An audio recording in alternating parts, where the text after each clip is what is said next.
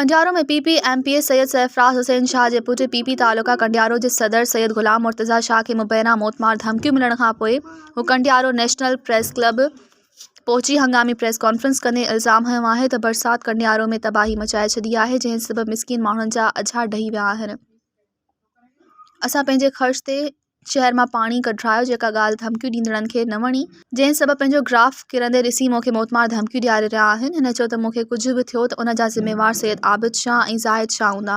हिन इल्ज़ाम हयो त हू ॿई सोशल मीडिया ते मुंहिंजे ख़िलाफ़ पोस्टूं ऐं मुंहिंजा खाका ठाहे मूंखे गार्गन कराए रहिया आहिनि।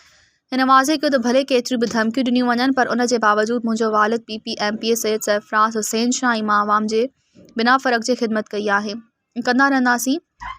हिन तहफ़ुज़ जो मुतालबो कंदे चयो त सैयद ज़ाहिद शाह ऐं सैयद आबिद शाह मूंखे क़त्ल कराइणु चाहिनि था, मुख़्तलिफ़ तरीक़नि सां माली नुक़सान जूं धमकियूं ॾेई रहिया आहिनि। मज़ीद ख़बरनि ऐं तफ़सीलात लाइ विज़िट कयो असांजी वेबसाइट www.awamiNewsHD.com ऐं ॾिसंदा रहो अवामी न्यूज़ HD।